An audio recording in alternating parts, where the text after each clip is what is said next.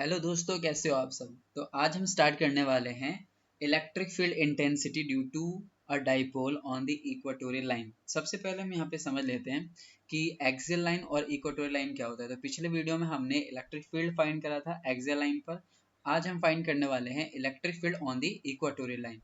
अब सबसे पहले ध्यान दो, हमने इलेक्ट्रिक डाइपोल क्या था। Electric dipole is a system of two equal and opposite charges separated by a fix distance. तो यहाँ पर हमने कंसिडर करा है कि यहाँ पर हमारे पास एक चार्ज है जो कि है माइनस का क्यू, और यहाँ पर एक चार्ज है जो कि है प्लस का क्यू। ठीक है, और इन दोनों के बीच का जो डिस्टेंस है वो है 2a। ठीक है, और ये इसका सेंटर है। तो यहाँ से लेके यहाँ तक का जो डिस्टेंस है, यहाँ से लेके यहाँ तक का जो डिस्टेंस है वो क्या है हमारे पास a, और यहाँ से लेकर के यहाँ तक का जो डिस्टेंस है वो क्या है, वो भी हमारे पास a दे रखा है। अब इसके सेंटर से हमने x डिस्टेंस पर कोई p पॉइंट कंसीडर करा है, और इस p पॉइंट पर हम फाइंड करने वाले हैं इलेक्ट्रिक फील्ड। अब अगर हम ये जो डाइपोल है इलेक्ट्रिक डाइपोल के एक्सिस के अलोंग कहीं भी अगर इलेक्ट्रिक फील्ड निकालते हैं, मान लेते हैं जैसे इसको अगर हमने क्या करा, इसको हमने एक्सटेंड करा, तो यहाँ पे अगर मैं इलेक्ट्रिक फील्ड फाइंड करता हूँ, यहाँ फाइंड करता हूँ, यहाँ फाइंड करता हूँ, तो ये अगर हम डाइपोल के एक्सिस के अलोंग फाइंड कर रहे हैं यहाँ पर, यानी कि जो डाइपोल के एक्सिस पर अगर हम यहाँ पर फाइंड करते हैं इलेक्ट्रिक फील्ड, तो वो एक्सियल लाइन कहलाती है। यानी ये जो लाइन है हमारे पास, ये कौन सी लाइन है, एक्सियल लाइन है। और इक्वेटोरियल लाइन कौन सी होती है, इक्वेटोरियल लाइन वो लाइन होती है जो कि डाइपोल के एक्सिस के परपेंडिकुलर वाली लाइन होती है। जैसे ये सेंटर से जा रहा है ये वाली लाइन, तो इसको हम क्या बोलते हैं, इक्वेटोरियल लाइन। तो हमने एक्सियल लाइन पे तो इलेक्ट्रिक फील्ड फाइंड कर लिया था, आज हम इक्वेटोरियल लाइन पर फाइंड करेंगे इलेक्ट्रिक फील्ड क्या है। तो यहाँ पर हम कोई टेस्ट चार्ज मान सकते हैं कि हमारे पास कोई टेस्ट चार्ज क्यू नॉट है। ठीक है, टेस्ट चार्ज जो हमारा वो पॉजिटिव नेचर का हमने लिया है। ठीक है, अब यहाँ पर अगर ध्यान दें तो सबसे पहले ये जो हमारे पास प्लस का क्यू चार्ज है, ये इस टेस्ट चार्ज के ऊपर कहीं ना कहीं एक फोर्स लगा, इसके इलेक्ट्रिक फील्ड जो होगा इस चार्ज की वजह से इस पॉइंट पर वो हम निकाल सकते हैं। उसकी डायरेक्शन क्या होगी, तो इसकी वजह से जो इलेक्ट्रिक फील्ड की डायरेक्शन होगी वो होगी इस डायरेक्शन में। ठीक है, यहाँ पर देख सकते हो इस डायरेक्शन में इलेक्ट्रिक फील्ड होगा।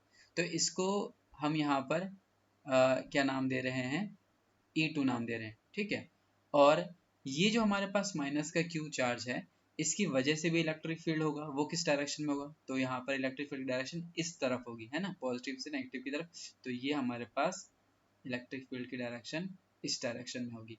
तो ये क्या है, ये हमारे पास E1 है। अब क्योंकि ये जो हमारे पास इलेक्ट्रिक फील्ड दे रखे हैं, ना तो ये एक्सियल लाइन पर है पूरी तरह से, और ना ही ये इक्वेटोरियल लाइन पर है, तो इसको हमें कंपोनेंट्स में रिजॉल्व करना पड़ेगा। कैसे रिजॉल्व करेंगे, तो सबसे पहले यहाँ पे अगर हम देखें इस P पॉइंट को, अगर हम इस माइनस Q और ये जो प्लस का Q, जो ये वाला पॉइंट है हमारे पास, यानी जो A पॉइंट पर माइनस का Q बैठा हुआ है, इसको हमने इससे ज्वाइन करा, और जो B पॉइंट पर प्लस का Q बैठा है इसको हमने इससे ज्वाइन करा, तो यहाँ पर हमें एक ट्राइंगल जैसा शेप दिखाई देता है। और इस ट्राइंगल में ये हम मान लेते हैं एंगल क्या है, ये थीटा है। ओके, ये वाला भी यहाँ पर हम थीटा मान लेते हैं। ओके, यानी जो हमारा डाइपोल है उस डाइपोल के साथ ये जो लाइन है वो एंगल बना रहा है थीटा। अगर ये थीटा है तो ये एंगल हम बता सकते हैं। ठीक है, ये क्या होगा, ये भी थीटा होगा। ठीक है, and this angle will also be theta, ये भी एंगल क्या होगा हमारे पास, थीटा। अब यहाँ पर ये जो हमारे पास एक्सिस है ना, ये जो एक्सिस है इसके साथ ये एंगल बना रहा है थीटा, ये एंगल बना रहा है थीटा। तो अब यहाँ पर क्या करेंगे, हम इस इलेक्ट्रिक फील्ड E1 को और इस इलेक्ट्रिक फील्ड E2 को रिजॉल्व करें। देखो सबसे इंपॉर्टेंट है यहाँ पे सबसे पहले डायग्राम को समझना। अगर ये डायग्राम समझ आओगे तो डेरिवेशन बहुत ईजी है, आसान सी। मेन जो कॉन्सेप्ट है इसमें वो इस डायग्राम पर ही है, तो इसीलिए सबसे पहले हम यहाँ पर इस डायग्राम को अच्छे से समझते हैं। ये जो हमारे पास इलेक्ट्रिक फील्ड है E1, ये किसकी वजह से है, नेगेटिव चार्ज की वजह से। ठीक है, और ये जो इलेक्ट्रिक फील्ड है E2, ये किस चार्ज की वजह से है, पॉजिटिव चार्ज की वजह से। तो अगर हम इस E2 की या E1 किसी एक को लेते हैं हम पहले, तो मान लेते हैं E2 को ही ले लेते हैं। E2 जो एंगल बना रहा है यहाँ पर इस हॉरिजॉन्टल एक्सिस के साथ, वो क्या है, थीटा। तो ये जो हमारे पास कंपोनेंट बनेगा वो कौन कौन से कंपोनेंट बनेंगे, तो यहाँ पर हम इस कंपोनेंट को डिफरेंट कलर से दिखा लेते हैं। तो यहाँ पर हमने देखा कि ये जो E2 है वो इस हॉरिजॉन्टल एक्सिस के साथ एंगल बना रहा है थीटा। ठीक है, तो ये वाला कंपोनेंट हो जाएगा E2 cos थीटा। ओके, यानी जिसके साथ एंगल होता है वो कौन सा कंपोनेंट होता है, cos वाला, और जिसके साथ यहाँ पे एंगल नहीं है वर्टिकल साथ, वो हमारा हो जाएगा साइन वाला कंपोनेंट। तो यहाँ पर ये कौन सा हो जाएगा, ये हो जाएगा E2 sin थीटा। ठीक है, अब इसी तरह से हम E1 को भी क्या करेंगे, रिजॉल्व करने वाले हैं हॉरिजॉन्टल कंपोनेंट और वर्टिकल कंपोनेंट में। तो इसके लिए मैं दूसरा कलर यूज कर लेता हूँ। ठीक है, तो यहाँ पर हम ले लेते हैं यहाँ पर E1 को। अब देखो ये जो थीटा एंगल है, तो इसका इस डायरेक्शन में जो कंपोनेंट होगा वो कौन सा कंपोनेंट होगा, तो वो कंपोनेंट होगा हमारे पास E1 cos थीटा। समझ रहे हो, तो ये थीटा जिस साथ रहेगा वो कॉस वाला कंपोनेंट, तो ये E1 cos थीटा बना। अब ये जो हमारे पास कंपोनेंट बनेगा वो कौन सा होगा, वो हो जाएगा हमारे पास E1 sin थीटा। ठीक है, तो हमने E1 को भी रिजॉल्व कर लिया। ठीक है, अब देख सकते हो कि हमने ये जो E2 है और E1 है, इसको हॉरिजॉन्टल और वर्टिकल कंपोनेंट, यहाँ पे इसको हॉरिजॉन्टल वर्टिकल कंपोनेंट में बांटा। इससे क्या हो गया कि इसको हम अब बड़ी आसानी से समझ सकते हैं, देख सकते हैं। सबसे पहले यहाँ पर रिजॉल्व करना जरूरी, क्योंकि हॉरिजॉन्टल वर्टिकल कंपोनेंट में लाने के बाद ये आसान हो जाते हैं, इजी हो जाते हैं। इसीलिए हमने क्या करा, इन जो ये किसी एंगल पे इंक्लाइन थे तो उसको हमने हॉरिजॉन्टल वर्टिकल एंगल्स में मतलब बदलने के बाद कन्वर्ट करा। ठीक है, कंपोनेंट में कन्वर्ट करा। अब यहाँ पर ध्यान देना, जो ये E2 cos थीटा है और E1 cos थीटा है, ये दोनों इस डायरेक्शन में है, और यहाँ पर ऊपर क्या है, E2 sin थीटा, नीचे क्या है, E1 sin थीटा। अब हमें ना E1 और E2 का मैग्नीट्यूड पहले निकालना है। मैग्नीट्यूड कैसे निकालेंगे, तो इलेक्ट्रिक फील्ड किसी पॉइंट चार्ज की वजह से क्या होता है ये हमें मालूम है। क्या होता है वो, तो हमने पढ़ा था electric field due to a point charge क्या होता है, 1/4πε0 और Q अपॉन में r का square, where r is the distance from the charge. Okay, तो यहाँ पर सबसे पहले अगर ध्यान दो, इस E1 की ही बात करते हैं। ये जो E1 इलेक्ट्रिक फील्ड है, वो इस चार्ज की वजह से इस पॉइंट पे इलेक्ट्रिक फील्ड कितना होगा, तो वो हम कैसे फाइंड कर सकते हैं, तो बहुत ही सिंपल है। इस नेगेटिव चार्ज की वजह से इस पॉइंट पर जो हमारे पास इलेक्ट्रिक फील्ड होगा वो होगा 1/4πε0 Q। अब यहाँ पे माइनस क्यू, माइनस साइन नहीं लेना, क्यों, क्योंकि हमें उसका मैग्नीट्यूड लेना होता है। तो यहाँ पे आ जाएगा Q अपॉन में R का square. R is the distance, R is the distance from this charge to this point. अब ये डिस्टेंस कितना होगा ये हमें निकालना है। तो जैसा कि हम पहले यहाँ पे देख चुके हैं कि यहाँ से लेकर के यहाँ तक का डिस्टेंस तो x है ना, यानी इसके सेंटर से ओरिजिन से लेकर के इस पॉइंट तक का डिस्टेंस क्या है, x है, और यहाँ से लेकर यहाँ तक का डिस्टेंस क्या है, a है। तो देख सकते हो ये एक राइट एंगल ट्राइंगल ही तो बना। अब राइट एंगल ट्राइंगल अगर है तो हम इसमें पाइथागोरस लगा सकते हैं, और पाइथागोरस लगाएंगे तो क्या होगा, ये वाली साइड निकाल सकते हो। कैसे निकालोगे ये वाली साइड, तो बड़ा ही सिंपल है, ये परपेंडिकुलर मान सकते हैं, ये बेस है हमारे पास, तो परपेंडिकुलर और बेस अगर पता है तो हाइपोटेनस निकाल सकते हो। कैसे निकालोगे, तो अंडर रूट में x का स्क्वायर प्लस में a का स्क्वायर। सिमिलरली ये हमारे पास x है, ये हमारे पास a है, तो ये वाला साइड भी क्या हो, ये साइड भी हमारा हो जाएगा x का स्क्वायर प्लस में a का स्क्वायर। ओके, तो ध्यान देना इलेक्ट्रिक फील्ड का फॉर्मूला था 1/4πε0 Q अपॉन में R का square, where R is the distance from this point to this point. तो यहाँ से यहाँ तक का डिस्टेंस तो हमें मालूम है ये रहा, तो क्या हो जाएगा, सिंपली हम यहाँ पर रख लेंगे 1/4πε0 और Q अपॉन में R का स्क्वायर। R क्या है, यहाँ से यहाँ तक डिस्टेंस ये वाला है, तो ये हो जाएगा हमारे पास अंडर रूट में x का स्क्वायर प्लस में a का स्क्वायर का होल स्क्वायर। ओके, ये स्क्वायर इसको रूट को काट सकता है, तो सिंपली हमारे पास क्या आ जाएगा, ये आ जाएगा हमारे पास 1/4πε0 Q upon x square plus a square, जो कि यहाँ पे लिखा गया है।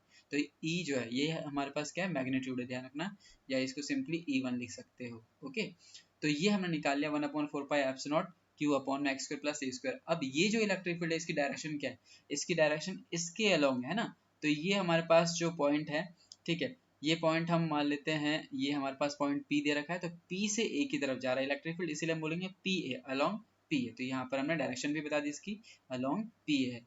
इसी तरह से अब हम यहाँ से यहाँ तक, यानी इस चार्ज की वजह से इस पॉइंट पे जो इलेक्ट्रिक फील्ड है वो भी निकाल सकते हैं। क्या आएगा वो, तो देखो ध्यान से जरा, बिल्कुल सेम उसी तरह से निकाला जाएगा। ठीक है, तो E2 जो इलेक्ट्रिक फील्ड होगा वो होगा 1/4πε0 Q अपॉन में R का स्क्वायर। R क्या है, यहाँ से लेके यहाँ तक का डिस्टेंस है, ये डिस्टेंस हमें मालूम ही है, तो ये क्या हो जाएगा, वही सेम यहाँ पे जैसे कि दे रखा है ना, B से लेके P तक का, BP का स्क्वायर जो लिखा है हमने, तो यहाँ पर क्या आ जाएगा, अंडर रूट में x square plus a square का होल स्क्वायर, तो कटेगा रूट उसका, तो x square plus a square आ जाएगा। और इसकी जो डायरेक्शन होगी वो क्या होगी, वो B से P के अलोंग, ये ऐसे जा रहा है तो हम बोलेंगे अलोंग BP, P भी नहीं बोलना है यहाँ पे, अलोंग BP, B से P की तरफ जा रहा है ना इसी वजह से, तो अलोंग BP। अब अगर ध्यान दो यहाँ पर, तो हमारे पास क्या है कि दोनों का जो एक्सप्रेशन आया है, ये वाला जो एक्सप्रेशन है यहाँ पर और ये जो एक्सप्रेशन है, ये दोनों एक्सप्रेशन सेम है, यानी मैग्नीट्यूड वाइज दोनों इलेक्ट्रिक फील्ड जो है यहाँ पर वो सेम है ना, यानी जो E2 है और ये जो E1 है दोनों मैग्नीट्यूड वाइज तो सेम है। ठीक है। अगर मैग्नीट्यूड वाइज अगर सेम है तो एक चीज हमें मालूम चल गया क्या, कि ये इस डायरेक्शन में इलेक्ट्रिक फील्ड लग रहा है और ये इस डायरेक्शन में इलेक्ट्रिक फील्ड लग रहा है। देखो E2 sin थीटा और E1 sin theta, sin theta angle तो वही सेम है ना, E1 E2 भी सेम है, तो ये इक्वल अपोजिट डायरेक्शन में लग रहे हैं ना। अब इक्वल अपोजिट डायरेक्शन में लगने की वजह से क्या करेंगे, ये जो इलेक्ट्रिक फील्ड है, ये जो इलेक्ट्रिक फील्ड है और ये जो इलेक्ट्रिक फील्ड है, ये दूसरे को कैंसिल आउट कर देंगे। अब यहाँ पर इस डायरेक्शन में ही हमें रिजल्टेंट इलेक्ट्रिक फील्ड मिलेगा, यानी जो रिजल्टेंट इलेक्ट्रिक फील्ड होगा वो क्या होगा, वो इसका और इसका सम होगा। तो यहाँ पर अब हमें रिजल्टेंट इलेक्ट्रिक फील्ड निकालना है by doing the sum of these two terms, ठीक है। इन दोनों का सम करेंगे, रिजल्टेंट इलेक्ट्रिक फील्ड मिलेगा। ये दोनों कैंसिल आउट हो जाएंगे। क्यों कैंसिल आउट होंगे, क्योंकि इक्वल और अपोजिट डायरेक्शन में है, तो इसी वजह से ये दोनों क्या करेंगे, कैंसिल आउट हो जाएंगे। ओके, तो यही लाइन हमने यहाँ पे लिख रखा है क्या, कि after converting E1 E2 into their components E1 sin theta and E2 sin theta are equal and opposite in nature, so they will cancel each other। वो क्या करेंगे, एक दूसरे को कैंसिल कर देंगे। और now the resultant electric field, जो resultant electric field होगा वो क्या होगा, वो उन दोनों का सम होगा, जो हमने देखा था अभी यहाँ पर क्या, कि जो E1 cos थीटा है और E1 sin थीटा, यहाँ देखो E1 cos थीटा और E2 sin, ये दोनों एक ही डायरेक्शन में ना, तो रिजल्टेंट जो इलेक्ट्रिक फील्ड मिलेगा वो इसी डायरेक्शन में हमें मिलने वाला है। तो यहाँ पर हम क्या लिखने वाले हैं, रिजल्टेंट इलेक्ट्रिक फील्ड या नेट इलेक्ट्रिक फील्ड जो होगा E is equal to E1 cos theta plus E2 cos theta. अब इन दोनों को कर देंगे हम सम, ठीक है। तो ये आ गया 2E1 cos, देखो E1 E2 की जगह हमने E1 रख दिया, क्यों, क्योंकि हमारे पास E1 is equal to E2 ये मिला था मैग्नीट्यूड वाइज, तो इसीलिए हमने E2 की जगह E1 डाल दिया, ठीक है। E2 भी ले सकते हो दोनों जगह, कोई दिक्कत नहीं है। अच्छा, अब क्या है कि यहाँ पर E1 की वैल्यू पता है हमें, क्या है, 1/4 Q upon x square plus a square, और यहाँ पे cos थीटा। ये cos थीटा अगर हमें मिल जाए ना तो काम बन जाए। क्यों cos थीटा निकालना है, क्योंकि देखो पहले ही से ऑलरेडी हमारे पास x भी वेरिएबल है, अब थीटा भी वेरिएबल आ जाएगा तो फिर दिक्कत आ जाएगी। इसीलिए हम कम से कम जितने मिनिमम से मिनिमम वेरिएबल हो सकते हैं वो लाने की कोशिश करते हैं। तो इसीलिए cos थीटा को हम ना यहाँ पर x और a इन सब के टर्म में लिखने वाले हैं। वो कैसे लिखेंगे, तो वापस हम चलते हैं डायग्राम पे। अगर डायग्राम को ध्यान से देखोगे तो यहाँ पर हम cos थीटा की वैल्यू निकाल सकते हैं। कैसे निकाल सकते हैं, तो ध्यान दो, इस वाले ट्राइंगल के अंदर अगर ध्यान दोगे तो ये हमारे पास है a, ये हमारे पास है x, और ये क्या है, ये हाइपोटेनस है हमारे पास। तो ये अगर थीटा है तो हम जानते हैं कि cos थीटा इस ट्राइंगल से कैसे निकाल सकते हैं। cos थीटा कैसे निकालोगे, तो cos थीटा निकालने के लिए वही हम 10th वाली ट्रिग्नोमेट्री यूज करने वाले हैं। कैसे, तो cos थीटा होता क्या है, कॉस होता है बेस अपॉन में हाइपोटेनस, ठीक है, बेस अपॉन में हाइपोटेनस। अब बेस है क्या, बेस इज ए, ये हमारे पास क्या है, ए है, और हाइपोटेनस क्या है हमारे पास, ये वाली लेंथ हमें मालूम है, रूट के अंदर x का स्क्वायर प्लस में a का स्क्वायर। तो यहाँ पर cos थीटा की वैल्यू क्या आ गई, a अपॉन अंडर रूट में x square plus a square. सो अब हम क्या करेंगे, cos थीटा की जो ये वैल्यू आई है इसको यहाँ पर सब्स्टिट्यूट कर देंगे, ठीक है, पुट कर दो cos थीटा की जगह ये इस cos थीटा की जगह ये वाली वैल्यू हमने पुट कर दी, और कुछ नहीं करना, बस सिंप्लीफाई करना और कुछ भी नहीं। तो ध्यान दो जरा, यहाँ पे हमारे पास 2 यहाँ पर है, 2 है, q है, a है, तो q को मैंने रखा साइड में, 2 और a को रखा है साथ में। ऐसा क्यों किया, क्योंकि हमारे पास ये एक टर्म है जो हम पहले पढ़ चुके हैं। क्या, तो हमने पढ़ा था कि q इंटू में 2a क्या होता है, ये होता है डाइपोल मोमेंट, ठीक है, दैट इज p। तो जहां पर q इंटू में 2a होगा वहां पे क्या रख सकते हैं हम, p रख सकते हैं।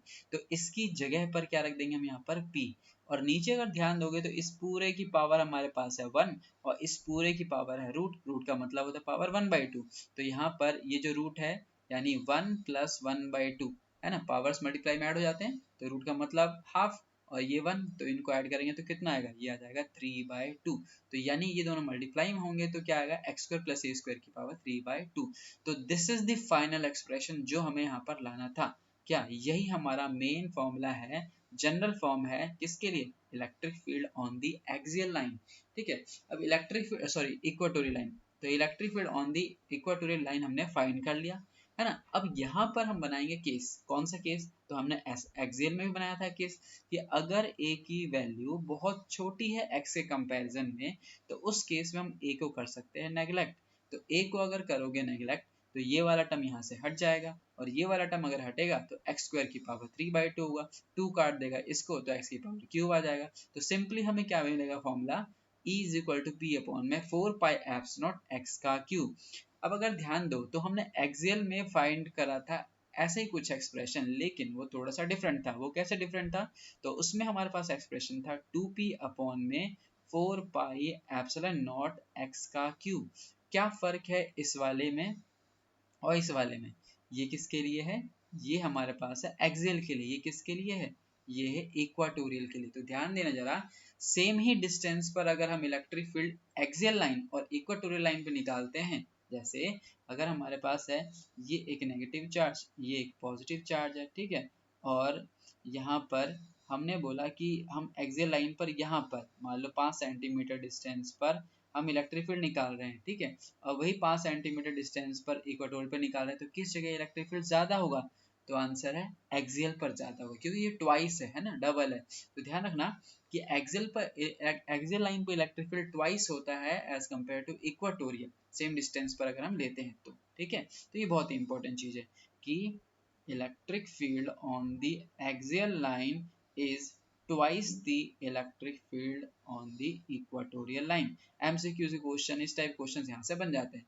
तो this is the final expression, यानी हमने electric field on the equatorial line find कर लिया। ओके, सो अगर इसमें कोई भी डाउट हो तो पूछ सकते हो, ठीक है। अच्छा, यहाँ पर ए क्या है? ए है वो हाफ डिस्टेंस जो हम ले रहे थे डायपोल का, ठीक है। डायपोल की पूरी लेंथ तो 2a थी और ये हाफ लेंथ थी a। x क्या है? x is the distance from the centre of the dipole to the point where we have to find the electric field, यानी x जो है वो सेंटर से लेकर के वो p पॉइंट तक का डिस्टेंस है जहां पर इलेक्ट्रिक फील्ड हमें निकालना है, ठीक है। And p is what? p is the dipole moment, that is q into में 2 है, ठीक है। और 1/4 पाई एप्सिलॉन की वैल्यू न्यूमेरिकल में पता है क्या होती है, जो हम यूज करते हैं बार बार, 9 इंटू 10 की पावर 9। तो ये ध्यान रखना, न्यूमेरिकल्स में बहुत ज्यादा ये काम आता है। क्या?